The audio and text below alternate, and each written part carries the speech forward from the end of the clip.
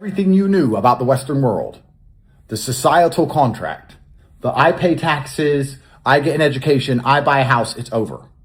They're going to keep increasing taxes. They're going to keep adding wealth taxes. Before soon, they're just going to forcibly seize your assets. It's going to take all your houses.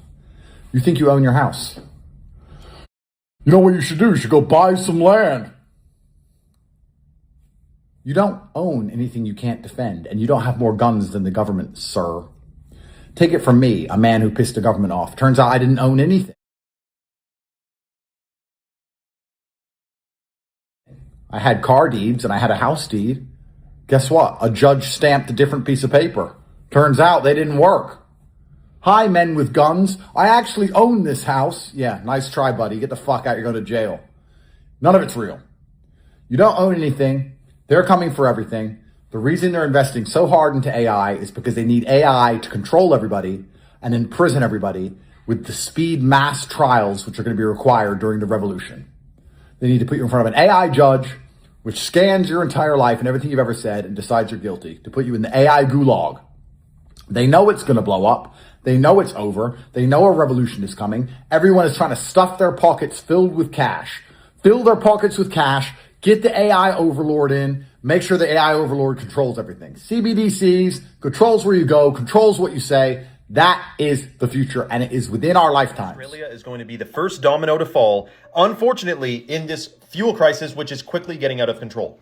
90% of Australia's fuel comes from Asia, which it gets from the Middle East. 42 gas stations have no fuel at all. 107 have run out of diesel. And someone goes on to say how ridiculous this is because in the 1970s, Australia produced over 70% of its fuel. They're also telling Australians to drive slower, to work from home, and to avoid air travel. Now, you remember, a lot of this stuff is first a suggestion, and they're worried about fertilizer, of course, and diesel. But a lot of this starts as a suggestion, and then it turns into something else, if you remember what happened in 2020. Then Trump said if Iran doesn't fully open the Strait of Hormuz within 48 hours, and he posted this last night, then he will hit their power plants and obliterate their power plants, starting with the biggest one first. Now, I can tell you, I'm pretty sure the Strait of Hormuz is going to remain closed. Because if it stays closed, we end up in an energy crisis. And it seems like if we get in an energy crisis, then by 2030, we will all be driving electric vehicles or public transit electric vehicles, which I'm pretty sure they wanted to do. So it seems like there's a problem right now,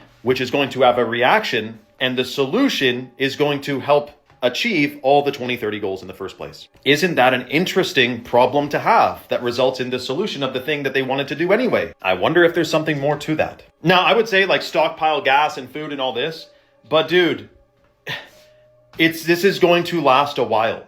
Even if you had a year's worth of fuel for your vehicle, this thing is likely. Think of it. It was supposed to be 2 weeks to flatten the curve, and it was 2 years. Now, this is temporary war measures that they're talking about, reducing fuel or restricting fuel usage and all that. But wars last decades. So just keep your head on a swivel and don't take the mark, because that's coming at some point too. Now, there's a lot more on this subject that I cannot fully mention on here, but there's other agendas afoot. If you want to tune in to hear the other side of the story, comment the word Rumble below, and you'll get a link to my Rumble live stream channel where we live stream every single night of the week discussing the shocking breaking news that's happening in the world. When So Klaus Schwab said this, would bring to a complete halt the power supply, transportation, hospital services, our society as a whole. The COVID-19 crisis would be seen in this respect as a small disturbance in comparison. now because of the war in Iran, the International Energy Agency has released sheltering from oil shocks. It's a 10-point plan to guide you how to deal with reduced energy, and it looks a lot like a COVID lockdown. Work from home, use public transit. If you are going to drive, make sure that you have a reduced speed on the highway. Don't use gas when cooking, and avoid air travel at all costs. And currently, as we speak, Cuba is in complete darkness, except for their 5-star hotel, because they aren't getting any oil. And you have to wonder if this is a precursor for other parts of the world. Many people believe that these are signs that we are about to enter an energy lockdown, a COVID lockdown 2.0. As always, I want to hear what you think about all of this down below. This is the book of Revelation, chapter 6, verse 5. And when he had opened the third seal, I heard the third beast say, "Come and see." And I beheld, and lo, a black horse. And he that sat on him had a pair of balances in his hand. And I heard a voice in the midst of the four beasts say, "A measure of wheat for a penny, and 3 measures of barley for a penny. And see thou hurt not the oil and wine." And I want to say all praises unto Yahweh Bahashem, Yahweh Shai, Bahashem Rakah HaKodash, and double honors to the apostles and elders of Great Millstone, and shalom to the hopeful elect Akim Wa'akwaf out there, which means brothers and sisters.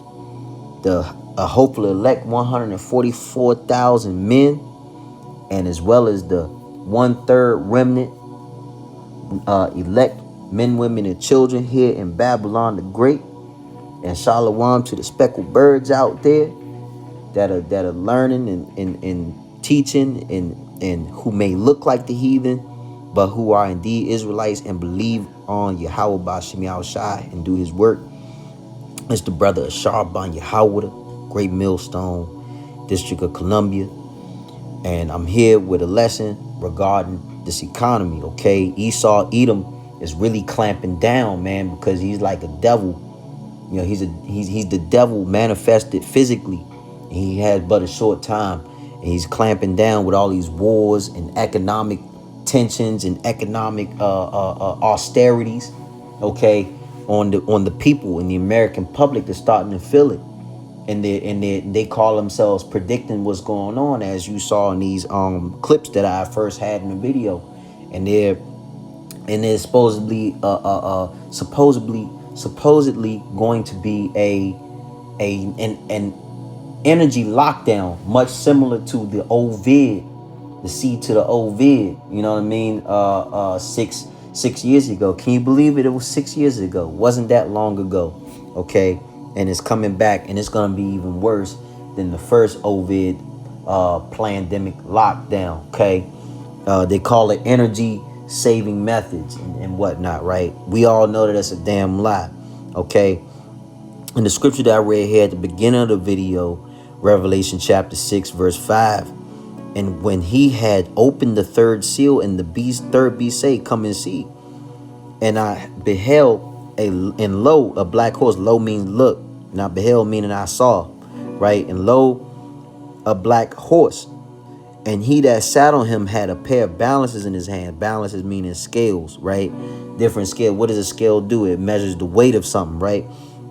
And I heard a voice in the midst of the four beasts say, "A measure of wheat for a penny, and 3 measures of barley for a penny.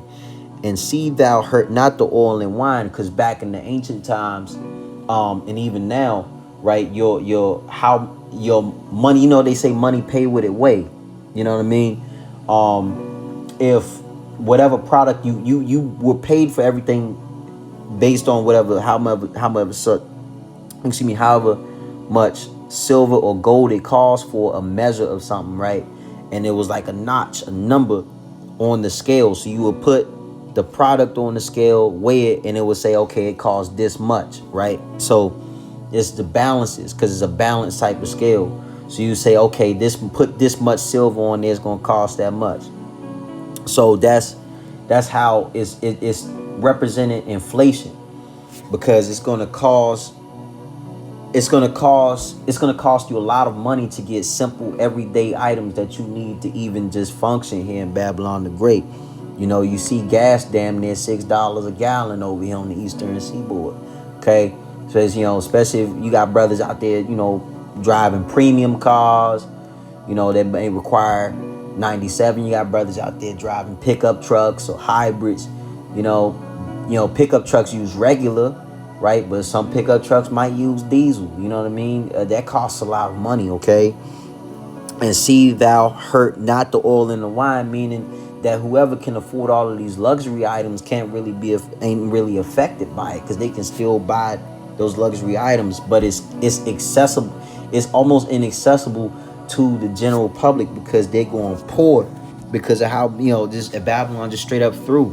You know, the Babylonians are complaining how they can't even just afford a simple gallon of gas, you know, a few gallons of gas to put in their car.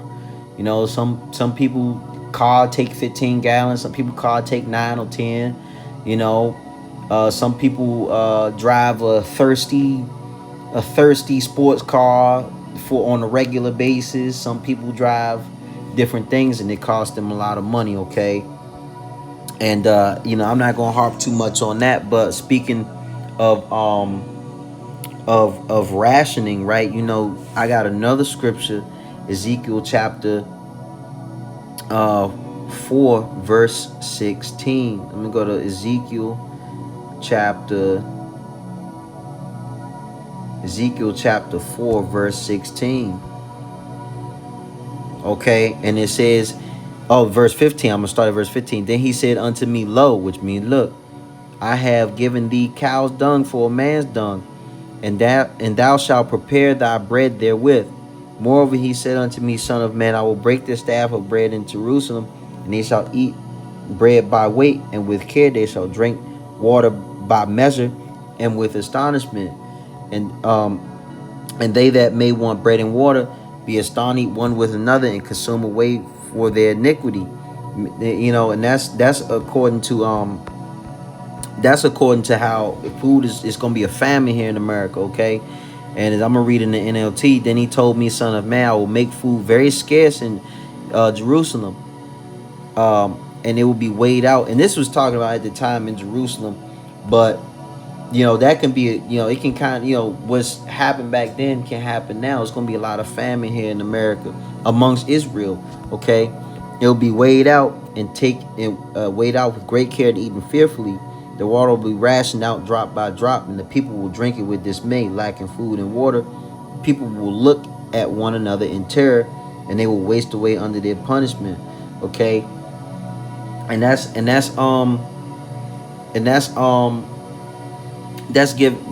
the punishments that's coming here on America, especially on 2/3 Israel, and damn sure on the heathen, the Esau Edom. You know, the Goyim, man. You know, as the Amalekites like to call the Goyim, man.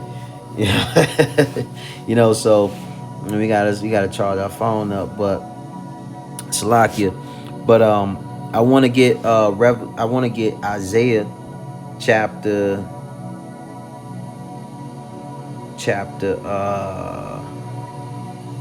10, because y'all know me, I gotta have my notes, and I actually have Isaiah chapter 10 verse 1, and it says, woe unto them that decree unrighteous decrees, and that write grievousness which they have prescribed, and to turn aside the needy from judgment, and to take away the right from the poor of my people, that widows may be their prey, and that they may rob the fatherless. You know, and that's according to the unjust laws, man. That's according to these unfair laws that are being pushed out there, and just making everybody life hell, everybody through, man. You know, look at this nigga right here. This nigga, this they always in support of these wild regimes, man. Look at this nigga, just through. And then look at this sodomite back here with this soy boy face. You know, just straight up through, man. You know, like always is all you can always expect. You know, the November whiskey to get yeah, the November whiskey, if y'all familiar with that, to get behind Esau Edom and his nefarious bullshit. Okay, and you go back to the scriptures. I'm gonna read Isaiah chapter 10 verse 1, that in the NLT, and it says, what sorrow awaits the unjust judges and those who issue unfair laws. They issue and write these stupid draconian laws, man, that just make everybody life hell. It says they deprive the poor of justice and deny the rights of the needy among my people. They got a crooked justice system. It's a crooked civil court system, crooked criminal court system, right? They prey on widows, man, and they take advantage of the orphans. You know, they're gonna get everything they can out of you. Okay, right? So that's, see, and then look, here's another one. What will you do when I punish you and I send disaster upon you from a distant land? To whom will you turn for help? Where will your treasures be safe? You will stumble along as prisoners or lie among the dead. But even then, the Lord's anger will not be satisfied. His fist is still poised to strike, meaning the Lord is not done with you. Salaki, the Lord is not done with you until you've been completely dismantled, destroyed, dismayed, whatever other words, negative words that begin with a D, I-S, dis, okay, disrespected, disposed, okay, whatever, the Lord is not done with you, man. Esau, Edom is gonna get it. Here, Babylon the Great gonna get it. Okay, let me go to Revelation chapter 13, verse 16, because they write these wicked laws in order to prepare to take complete control of this system and put everybody in eternal freaking slavery. Okay, and let me get that. And it says, and he Revelation chapter 13 verse 16, and he calls it all both small and great, rich and poor, free and bond, to receive a mark in their right hand or in their foreheads, and that no man might buy or sell save that he have the mark or the name of the beast or the number of his name. Right? You're not going to be able to participate in this society unless you have the mark of the beast, man. Okay, you're not going to be able to do that. Then see, all of these laws and these different famines, they're going to offer up the mark of the beast as a solution. And, you know, once you take that, you're through, man. That's it. Absolutely through. Like this nigga right here.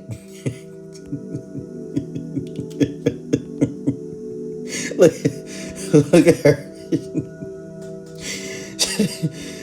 She looked like she wasn't shit with that college degree, man. Just through.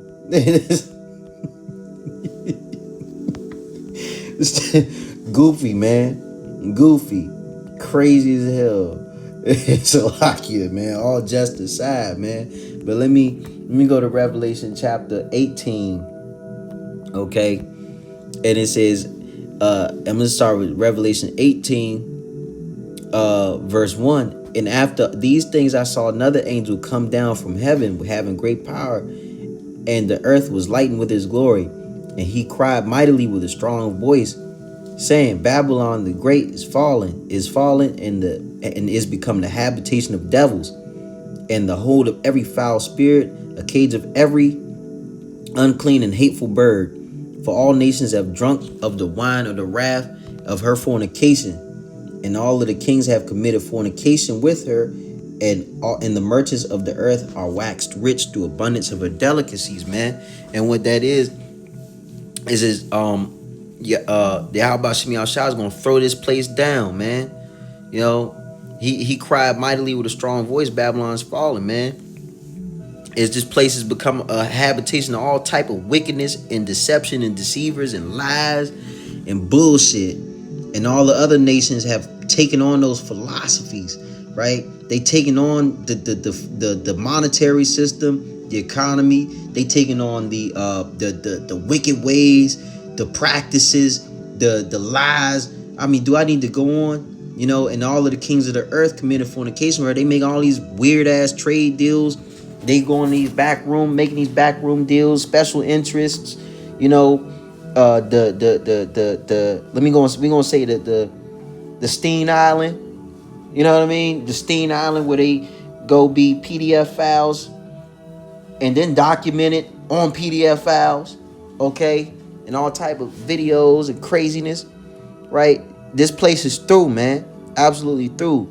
But, you know, fear not Israel, because we, you know, you call the name Yahweh Shemi Shah. If you up that elect, man, you gonna get up out of here. He gonna get you out of here. You know, just keep the faith.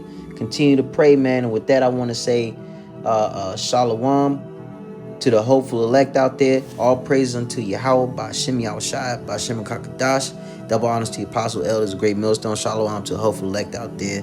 And I hope this lesson was edifying for you, man. You know, Lord willing, we'll be back with another one. With that, I want to say shalom.